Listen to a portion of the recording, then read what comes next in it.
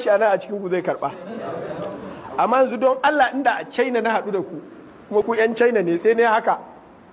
sai na cewa ke so za ku damu da shi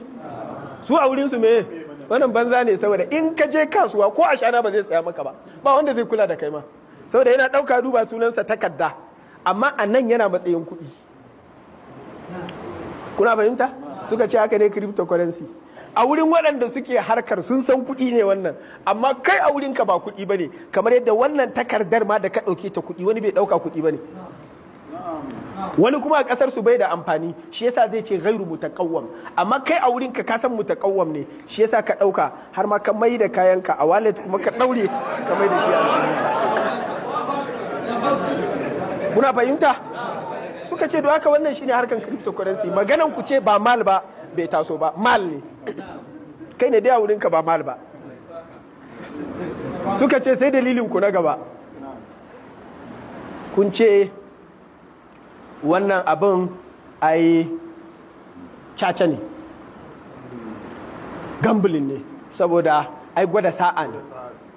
da haka in kai haka kace kawai kamar yadda ɗan caca zai ce bari ya gwada ko za a ci me za ku ce akan wannan suka ce abinda za mu ce akai shine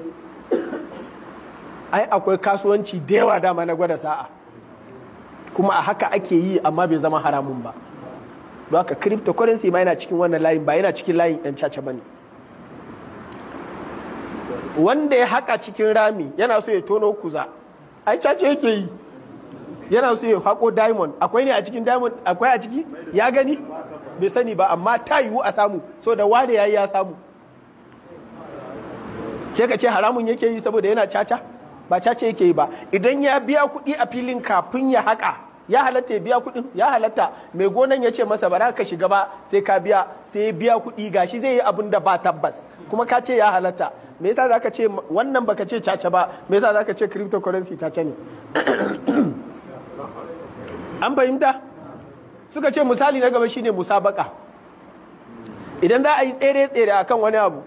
sai aka sa kowa yana so ya ci su 100 kuma za su taru akan abu daya kuma duk wanda ya ci zai dauka ina ce musabakar ta halatta kuma in mutum ya ci ya samu ya halatta akwai wanda yake da tabbas cewa shi zai ci kowa ma zai gwada mai sa'a kuma ya halatta ba caca bane